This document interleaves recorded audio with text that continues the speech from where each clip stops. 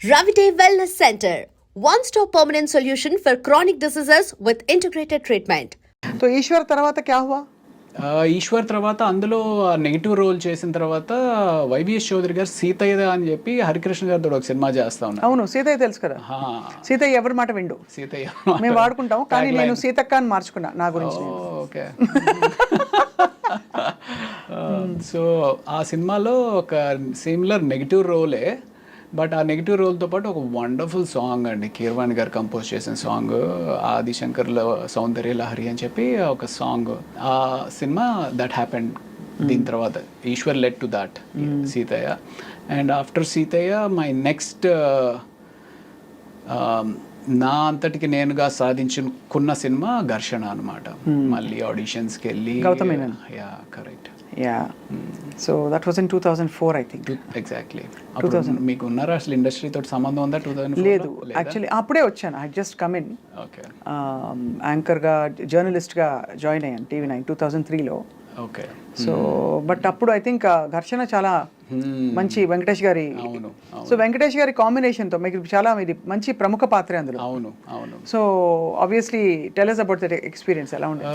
అంటే first day మేము ఇక్కడ ఫిల్మ్ నగర్లో ఏదో బిల్డింగ్ మీద చేస్తూ ఉన్నాం అనమాట. అది ఎన్కౌంటర్ అయితే ఆయన వచ్చారు కంప్లీట్ టైట్ షర్ట్స్ తోటి. ఐ మీన్ చిన్నప్పటి నుంచి ఏంటబ్బా ఏం చేస్తారమ్మా అలా సేమ్ ఎగ్జాక్ట్లీ అలాగే అనుకుంటే అలా అనుకుంటే వచ్చి రెడీగా షార్ట్ రెడీగా చేసేద్దామా అని చెప్పేసి హడావిడికి వస్తే, బట్ నాకేంటి అంటే చిన్నప్పటి నుంచి ఒక పెద్ద స్క్రీన్ మీద ఒక విగ్రహాన్ని చూస్తున్న విగ్రహం ముందుకు వచ్చింది అనుకోండి, ఎలా ఉంటుంది. బట్ చాలా కూల్గా ఉన్నారు. ఆయన చూడటమే ఒక థ్రిల్లింగ్ ఎక్స్పీరియన్స్ అనిపించింది అనమాట నాకు. దెన్ అది that was the first day. అక్కడి నుంచి రోజు షూట్ చేస్తూ ఉన్నాము. అండ్ దెన్ శ్రీలంక వెళ్ళి ఆ ఎపిసోడ్ చేసాము. ఆ శ్రీలంకలో బోట్ మునిగిపోయింది. మేము యాక్చువల్లీ ఏదైతే ఆ హౌస్ ఉంటుంది, if you remember that movie, ఆ హౌస్ ఉంటుంది, వెంకటేష్ గారు ఆ సీన్ హీరోయిన్ది ఒక హౌస్ ఉంటుంది అనమాట. ఆ హౌస్కి ఒక బోట్లో ఒడ్డు నుంచి ఆ ఇంటికి వెళ్ళి అక్కడ షూటింగ్ చేసుకుని మళ్ళీ ప్యాకప్ తర్వాత ఇటు వచ్చేయాలి.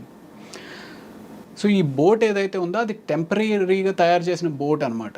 ఆ టెంపరీగా తయారు చేసిన బోట్ మీద అందరూ ఎక్కేశారు. అప్పటికి వెంకటేష్ గారు ఇది కూడా చేశారు.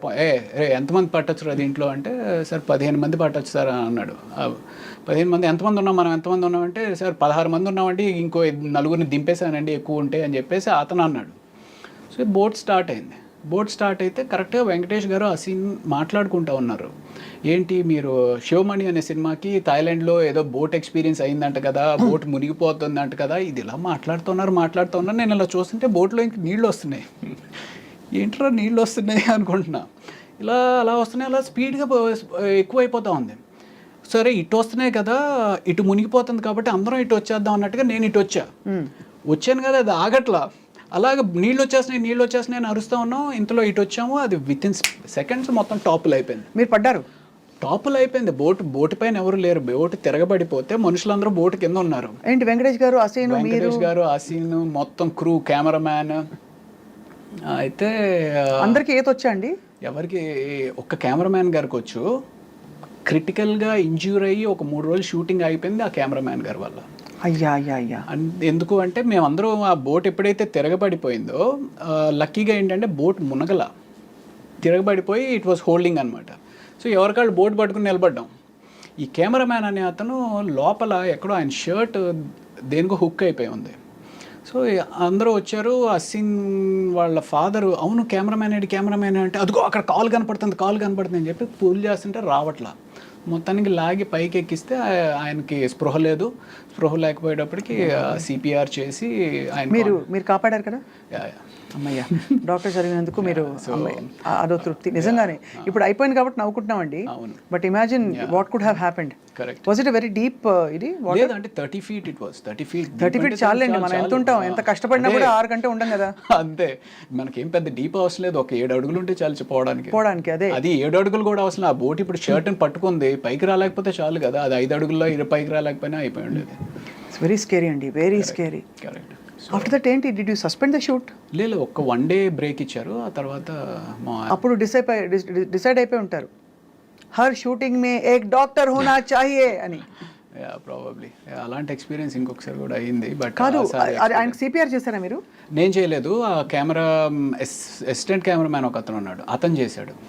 మీరు డాక్టర్ కదా? అంటే నేను అప్పటికి ఇంకా పైకి రాలా, నేను ఇంకా ఇదే ఉన్నాను. అతన్ని తీసుకొచ్చి చేస్తున్న టైంలో ఆయన అన్కాన్షియస్ అయిన వ్యక్తి మళ్ళీ కాన్షియస్ అయిన తర్వాత సడన్గా భయపడిపోయి ఆ అసిస్టెంట్ కెమెరామ్యాన్ లిప్ ఏదైతే ఉందో ఆయన దాన్ని పట్టుకుని కొరికేశారు. అంటే ఆయన ఈ అసిస్టెంట్ కెమెరామ్యాన్ ఇంజూర్ అయ్యాడు ఈయన కన్నా. ఆయన లిప్ కొరికేశారా? అంటే తెలియదు, అంటే సడన్గా ఒక షాక్లోకి వెళ్ళిపోయి ఆ షాక్ నుంచి బయటకు వచ్చేటప్పటికి ఆయనకి ఏం అర్థం అవ్వలేదు అనుకుంటా, బట్ మనం కొరికేసి అలా గట్టిగా పడేసుకున్నారు. అలా అవుతుందండి? అవుతుంది. నియర్ డెత్ కదా. నియర్ డెత్ ఎక్స్పీరియన్స్ అయినప్పుడు you can go in to a trauma or shock and do something like this. బాబోయ్. సో అది అసలు స్కేరీ, వెరీ వెరీ స్కేరీ అండి. కరెక్ట్. ఆ రోజు I don't know how you all resumed your shooting.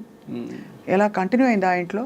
ఆ రోజు అవ్వలేదు, నెక్స్ట్ డే గ్యాప్ ఇచ్చి ఆయన కంప్లీట్గా రికవర్ అయిన తర్వాత కెమెరామెన్ రాజశేఖర్ గారు ఆయన పేరు, రాజశేఖర్ గారు రికవర్ అయిన తర్వాత ఆ తర్వాత రోజు నుంచి మామూలు యాజ్ ఇట్ ఈస్. దెబ్బతో ఇంకా అసలు థాయిలాండ్ వద్దు, షూటింగ్ వద్దు, శ్రీలంక, అదే శ్రీలంక వద్దు, షూటింగ్ వద్దు, బోట్ వద్దు అనుకుంటారు ఎవరైనా అనుకుంటారు.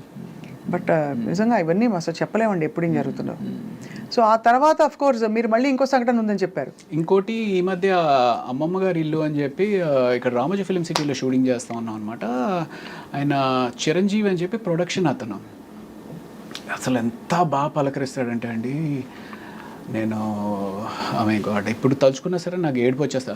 సార్ కొంచెం కాఫీ తీసుకొస్తాను సార్ కొంచెం అని చెప్పి అలా తీసుకొచ్చి ప్రేమగా సర్వ్ చేయడం అనమాట. భోజనం చేస్తాను, సార్ ఈ కూర ఉందండి అద్దరిపోయింది కొంచెం వేసుకోండి సార్, కొంచెం అంత ప్రేమగా ఉండేవారండి. ప్లస్ అమ్మమ్మ గారి ఇల్లు అనేది మేము ఆల్మోస్ట్ అప్పటికి ఒక 20 days ఏదో చేస్తూ ఉన్నాము. అందరి మధ్య ఒక బాండింగ్ వచ్చేసింది. ఆయన ఇలాగ మాకు సర్వ్ చేస్తూ ఉన్నాడు, సర్వ్ చేస్తా కూడా అన్కాన్షియస్ అయిపోయాడు. అన్కాన్షియస్ అయిపోతే ఇదేంటి ఇలా అన్కాన్షియస్ అయిపోయాడని చెప్పి నేను వెళ్ళి పరిగెత్తుకుని చూస్తా ఉన్నాను. చూస్తున్న అతనికి చెయ్యి ట్విస్ట్ అయిపోతుంది.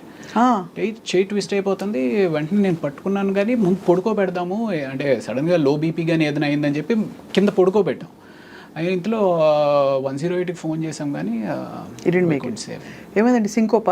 సింకోప్ కాదు, ఆయనకి ఇది బ్లడ్ హెమరేజ్ అయింది. Oh my God. అదే బ్రెయిన్ హెమరేజ్. Very scary. విపరీతంగా చాలా అంటే I couldn't control myself, విపరీతంగా ఏడుపు వచ్చింది. అంటే కళ్ళ ముందు అలా మనిషి చచ్చిపోవడం అనేది దట్ వాజ్ జరిగినాయి. కానీ హాస్పిటల్లో కూడా దిస్ వాజ్ లైక్ అంత దగ్గరగా ఉన్న వ్యక్తి. But what ever it is, అంటే ఇది ఒక ఈవెంట్ఫుల్ లైఫ్ ఇది ఇలా చూస్తే మీరు. ఘర్షణ నుంచి మొదలుకుని తర్వాత అతడు also you played a very good role. అవును. త్రివిక్రమ్ శ్రీనివాస్ గారు అంటే సినిమా అదే హీరో కింద మేము ఏదైతే శుభవేళ చేశానో దానికి దశరథ్ అని చెప్పి రైటర్ అనమాట. దశరథ్ త్రివిక్రమ్ గారు కూడా బాగా క్లోజ్గా ఉండేవారు. సో అలాగే అంటే అప్పట్లో ఒక టీమ్ లాగా ఉండేవారు అనమాట. ఈ నెంబర్ ఆఫ్ అప్కమింగ్ డైరెక్టర్స్ కానీ రైటర్స్ కానీ వీళ్ళంతా ఒక హ్యాంగ్అవుట్ ప్లేస్లో కలవడం ఇది అది అంతా. సో ఆ రకంగా ఇలాగ త్రివిక్రమ్ శ్రీనివాస్ గారిని వెళ్ళి కలుద్దాం అనుకుని ఫస్ట్ టైం వెళ్ళి కలిశాను ఆఫీస్లో. సార్ ఇలాగ తెలుసు కదండి, I want to get back again, ఏమైనా ఉంటే చెప్పండి సార్ అంటే అసలు ఎంత నవ్వుతో పలకరిస్తారంటే త్రివిక్రమ్. ఎప్పుడైనా మాట్లాడి కలిసారా మీరు? కలిసాను. సో ఎంత వార్మ్ రిసెప్షన్ ఉంటుందంటే ఆయన దగ్గర. సో ఆయన వెంటనే చెప్పారు మనం చేద్దాం రవి అని చెప్పేసి అతడు సినిమా ఆఫర్ వచ్చిందనమాట.